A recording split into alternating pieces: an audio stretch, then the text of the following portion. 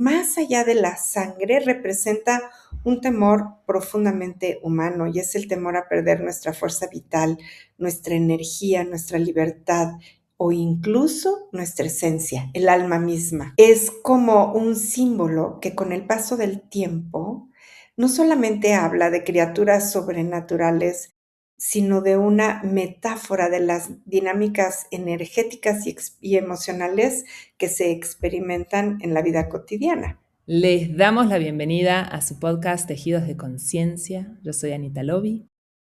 Y yo soy Marian de Yaca y hoy les traemos un tema que además en la actualidad está muy de moda. Eh, yo creo que les va a gustar muchísimo y pues vamos abriendo el tema, ¿no, Anita?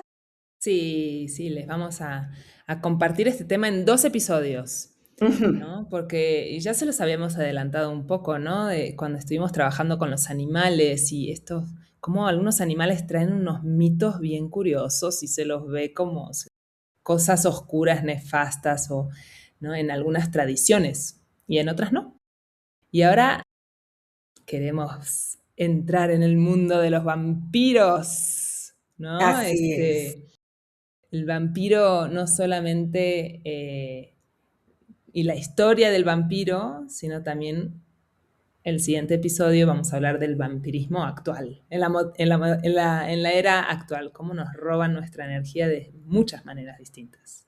Así es, y es un tema pendiente y prometido, como bien decías, porque el vampirismo es lo que está asociado con los murciélagos. Y cuando hablamos del murciélago, este animal que es tan temido, pero que es un animal de poder, ya les prometimos que íbamos a hacer este episodio acerca de la relación entre los vampiros y el murciélago para que podamos ir como conectando la relación que hay entre el símbolo, la leyenda, el mito, el animal por sí mismo y bueno, esperamos que se diviertan mucho. Ay, así es, así es. ¿De dónde surge esta conexión, Marianne, entre murciélagos y vampiros? Bueno, en Europa existen varias clases de murciélagos, que son murciélagos que se alimentan básicamente de néctar, de insectos, de fruta. Entonces tenemos como el murciélago común, otro tipo de murciélago es el grande de herradura y el otro es el orejudo pardo, pero ninguno de ellos se alimenta de sangre. Sin embargo, en América, desde México hasta Sudamérica, sí existen murciélagos que beben sangre. Y la especie más conocida es la que se llama el murciélago vampiro común. Entonces, cuando llegaron los españoles aquí en la conquista y vieron que había este tipo de murciélagos que sí se alimentaban con sangre, bueno, quedaron fascinados y al mismo tiempo horrorizados. Y bueno, si ya de por sí los conquistadores se horrorizaban con una serie de prácticas que no tenían nada de terribles o nada de tremendas, pero ellos tomaron el simbolismo de este murciélago para unirlo con el vampirismo. Entonces, pues así es como empieza esta mezcla. Tenemos que, ¿por qué lo relacionan de esta manera? Pues tenemos que los murciélagos pues son animales que salen de noche, que habitan en cuevas, están en lugares oscuros, que aparecen silenciosamente y tienen una apariencia que en muchas culturas se ha considerado desde misteriosa hasta como muy desagradable, ¿no? Que puede infundar temor. Estas características coinciden con la imagen folclórica del vampiro como ser de la oscuridad y de los mundos invisibles. Y ya después vemos que, bueno, hay toda una cultura alrededor de los vampiros en la literatura y en el cine. La conexión definitiva, pues sabemos que se consolida con la novela de Drácula, Y en esta obra sabemos que el conde Drácula puede transformarse en varios animales, incluido el murciélago. Y más tarde, en todas las adaptaciones cinematográficas, reforzaron esta imagen hasta convertirla en un símbolo inseparable del vampiro. Pero el simbolismo más profundo del murciélago tiene que ver con una perspectiva simbólica y espiritual, en donde, como veíamos en el episodio del murciélago, el murciélago representa la muerte y el renacimiento, la transformación profunda, el tránsito entre la luz y la oscuridad y la capacidad para orientarse en todo aquello que no conocemos. Y bueno, Anita, pues no sé, ¿qué más quisieras tú? Bueno, ahí tenemos toda una investigación hecha acerca de los murciélagos y de los vampiros. Entonces, vemos cómo en Europa, vamos a ver cómo toda la historia de los vampiros, toda la simbología de los vampiros y de los murciélagos, vamos a ver desde dónde viene, porque esto no es que haya iniciado en la Edad Media y en Europa, sino en muchísimas culturas ya se habla de seres parecidos a los vampiros, y vamos a ver cómo en algunos lugares puede ser un símbolo muy negativo y en otros lugares como en China, al revés, ¿no? Es un símbolo de buena fortuna, de prosperidad y de felicidad. Entonces vamos yendo como a la historia de los vampiros como un arquetipo universal. Ujú. Sí, esas leyendas vienen, pues, son muy antiguas, mucho antes de que surgiera este conde Drácula y ya el vampiro sea un ser de la aristocracia, ¿no? Además, ¿verdad? Eso me Sí, encanta, como la representación del vampiro es Drácula, que es todo un aristócrata, que exacto, se chupa exacto. la sangre. Sí, yo creo que eso fue para tener más venta de los libros, ¿no?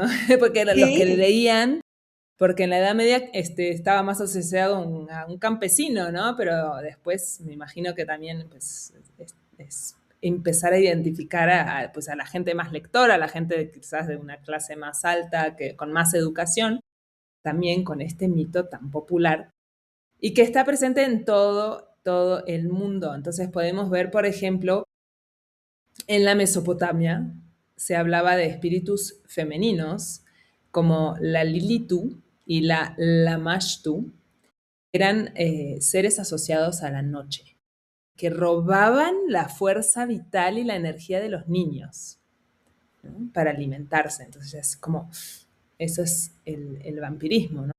Y ujú, en Grecia también había figuras como Lamia y las empusas, que eran, las lamias eran monstruos con torso de mujer, qué interesante además cómo nos asocian a la mujer, ¿verdad? así, Y así. la cola, desde Adán y Eva, ¿verdad? También, pensando en las mujeres somos culpables de muchas cosas. De toda la historia de la humanidad, las mujeres somos las culpables. Sí. Caray. Entonces estas lamias tenían torso de mujer, cola de serpiente, que seducían a los hombres jóvenes para beber su sangre. Mm, Y las empusas, que eran hijas de la diosa Hécate, cambiaban de forma para devorar viajeros nocturnos, ¿no? Y sí. alimentarse de su energía. Sí, y algo que vamos a ir viendo es cómo muchas de estas imágenes que son devoradoras de sangre están asociadas a, a ciertos arquetipos o están asociadas como a lo que en la época surge. Por ejemplo, eso de ver a las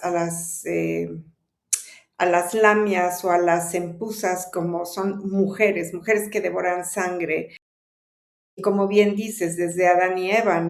Tenemos también a Lilith que es como un símbolo del casi diabólico, del deseo y de la pasión.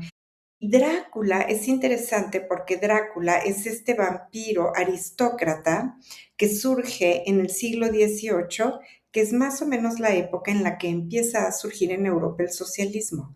Entonces, vale la pena empezar a mirar también qué estaba pasando en la época a niveles históricos y culturales y cómo se van tomando ciertos símbolos, arquetipos, leyendas o historias para poder hablar de lo que se pensaba en la época. Sí, súper interesante. Ujú. Bueno, también en culturas como Asia había historias, ¿no? Como en China estaba Jiangxi, que era un cadáver que estaba tan rígido que caminaba con los brazos estirados hacia el frente y dando brincos.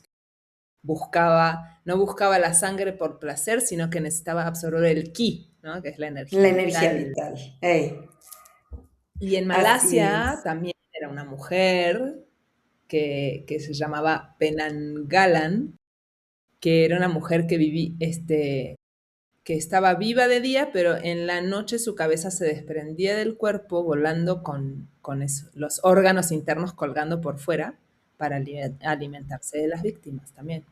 Ujú. Y no sé si aquí en Mesoamérica había alguna Bueno, leyenda.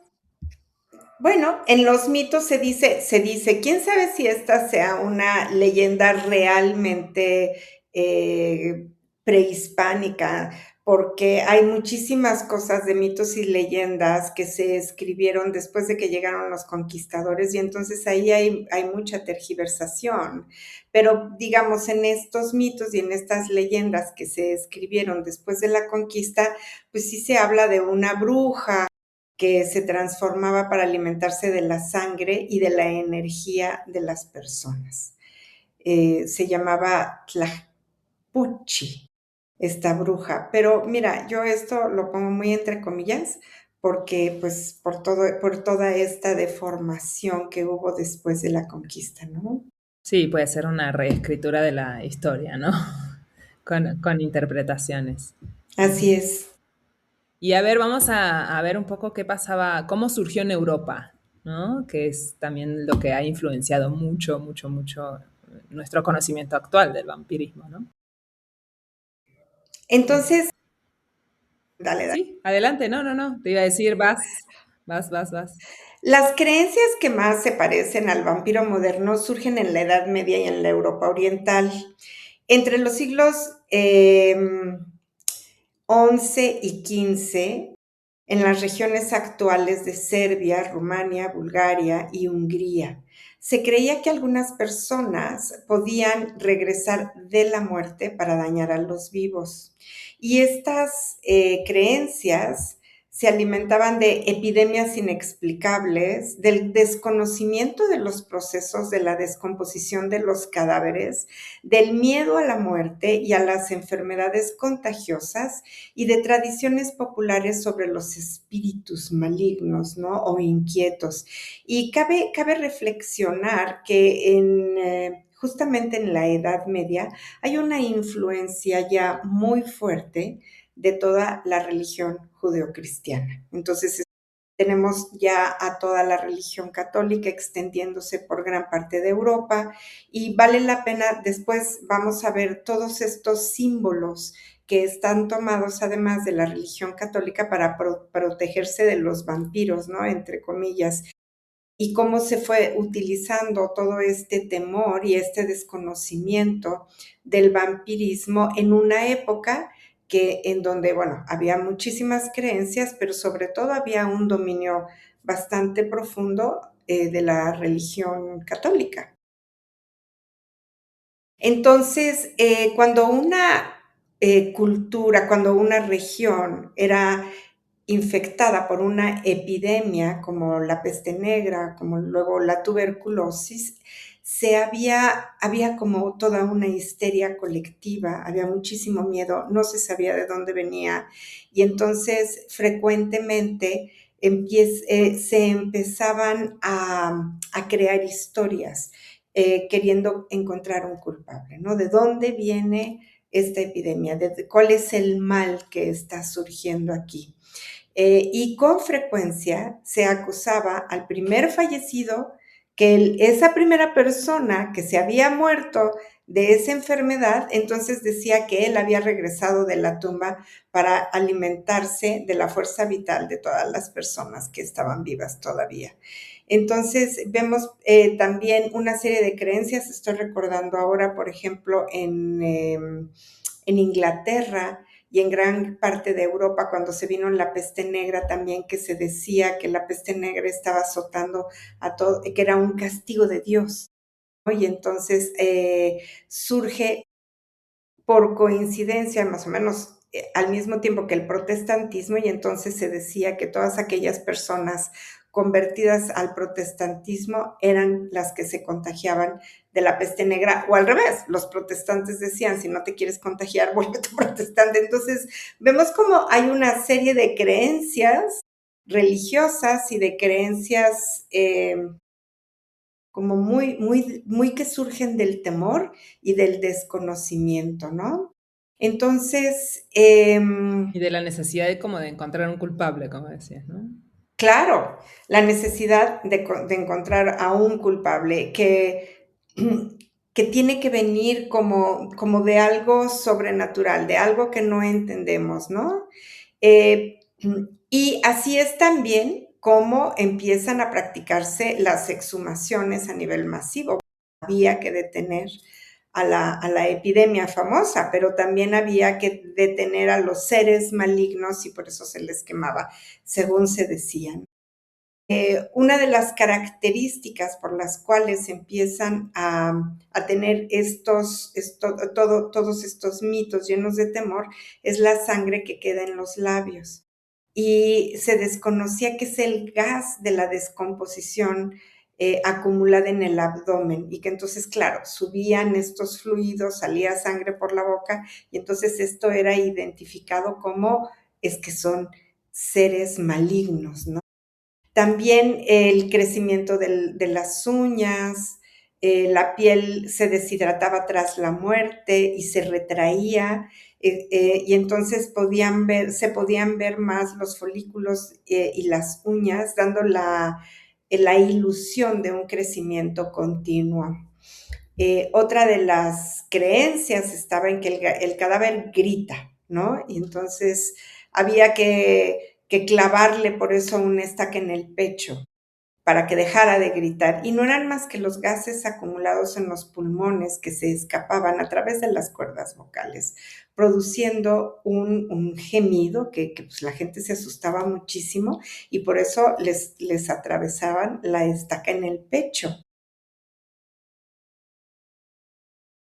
Se decía que al clavar la estaca en el pecho, el alma del muerto era liberada y que así se impedía que el alma o el ser maligno, el vampiro que estaba ahí adentro de ese cuerpo, pudiera seguir con vida, digamos. El cuerpo estaba muerto, pero la malignidad seguía ahí viva y por eso de ahí surge, ¿no? Este mito de clavar la estaca en el pecho. ¿Qué Y te bueno, parece que nos esto, platicas sí. ahora tú de las enfermedades que se alimentaron con todos estos mitos? Ujú, exacto, son más bien las enfermedades que ayudaron a crear el mito, ¿no? Que reforzaron cuando en 1720 Europa tiene una epidemia de rabia en Mm, animales y en humanos.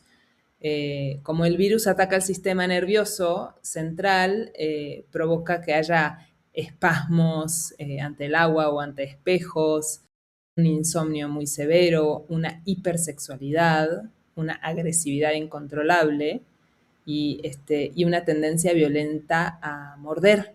Entonces, todos esos comportamientos fueron como otra excusa para hablar de eso, ¿no? Ya, ujú. ya es el Es vampiro, ¿no? Es el el ser maligno. vampiro. Es el ser maligno con una hipersexualidad y agresividad que te quiere morder y que no va a poder dormir, ¿no? Entonces sí, es bien interesante cómo estos son síntomas de rabia, Exacto. tal cual. Ujú. ¿Qué otra, Eh, Anita? ¿Qué otra? Bueno, tenemos otra, la enfermedad de Gunther, que es un trastorno genético muy raro, que lo que genera es una hipersensibilidad de la luz, Ujú. de la piel, perdón, a la luz del sol. Provoca quemaduras extremas, necrosis, destruye labios y encías, entonces quedan más expuestos los dientes, ¿no? Y como esta ilusión de que trae los colmillos del vampiro, ¿no? ¿No? Y además, históricamente a estos pacientes se les recomendaba beber sangre animal para compensar su anemia. Eso Mm, sigue alimentando la leyenda de que son los que beben la sangre. ujú, exacto. Bueno, y ahí también el simbolismo, Mariano, de que beber sangre, pues es que beber energía vital. Después, bueno, también podía llegar a ocurrir que por desconocimiento eh, y por falta de tener procesos pues, más científicos de verificar un deceso real de alguien, provocaba que hay personas en estados de coma o en estado de catalepsia que las sepultaban con vida. Ay. Entonces se despertaban bajo tierra y empezaban en la desesperación a arañar los ataúdes, intentaban morder sus propias extremidades por desesperación y al Ujú, ser exhumados, tiempo después, se tomaban como si fuera esos rasgos, ¿no? Esos estragos que quedaban después de que estuvieran arañando y así, como la mm, evidencia demoníaca de que, mira, así estuvo intentando salir de su ujú, tumba el vampiro para venir a atacarnos a todos, ujú, ujú, ujú. ¿no? Exacto, exacto. Ujú. Y A ver entonces tú. tenemos que entre 1725 y 1755 ocurrieron varios casos famosos de supuestos vampiros en Europa Oriental, especialmente en Serbia. Estos relatos llegaron a Europa Occidental y provocaron una verdadera epidemia de vampiros. Incluso médicos y funcionarios investigaron algunos casos. Fue entonces cuando el término de vampiro como tal comenzó a difundirse ampliamente por Europa. Y esto dio pie a la creación del vampiro moderno, ¿no? Entonces, ¿cuál es la imagen que ahora conocemos como más famosa? Es el vampiro moderno que surge en 1819, que es este vampiro elegante y aristocrático, en la novela que se llama The Vampire, y Drácula en 1897, que consolida la figura del vampiro moderno. El personaje de Drácula está inspirado principalmente en Vlad III, un gobernante del siglo XV de toda esta parte de la Europa oriental. No existe una evidencia histórica real que fuera considerado un vampiro en su época. Parece ser que era todo un guerrero, ¿no? O sea, viene de un linaje en donde sí eran muy sanguinarios y eran como muy crueles sus castigos, eso sí, pero no hay una evidencia histórica de que él tuviera que alimentarse con sangre, o sea, hay como toda una historia de Vlad acerca de su linaje y acerca de, pues, de los sanguinarios que eran, pero mira, yo creo que en cuántos guerreros y cuántos líderes ha habido en la historia tremendamente sanguinarios y ejerciendo castigos y torturas muy fuertes. Y este es el caso de Vlad III, que sí era como muy, pues, muy violento el hombre. Y de ahí se inspira el autor para crear esta novela de Drácula, en una época, además, en donde hay como todo un cambio en el siglo XIX, un cambio filosófico con el surgimiento del socialismo y del marxismo después, ¿no? Y Y, entonces, y- claro, el vampiro tiene que ser aristócrata, es el malo. claro. Y la necesidad humana también de que se repite a través del tiempo de crear estas historias conspiratorias, ¿no? Pues para legitimizar el perseguir a ciertas personas, ¿no? Ponerles, y cuanto más surrealista, ¿no? O mágica o mística o incomprensible sea la razón, más se puede manipular y decir, ah, bueno, vamos a cazar a estos vampiros. Exacto, sí, exactamente, Ujú. exacto. Por ejemplo, el vampiro de John Polidori en 1819 es la primera vez que vemos como un vampiro deja de ser un muerto andrajoso para convertirse en un aristócrata seductor, inteligente y bien destructivo que se mueve con total impunidad en los salones de la alta sociedad de Londres, ¿no? Y esto está basado en el autor Lord Byron. Y luego, como veíamos, pues toda la historia de Drácula de Bram Stoker, en donde lo interesante con Drácula es que representa una superstición feudal del viejo mundo invadiendo el Londres moderno, tecnológico y científico del siglo XIX. Y añadiría yo aquí a toda esa transformación del siglo XIX también la nueva filosofía, porque empieza a surgir por una parte el socialismo y por otra parte también el humanismo.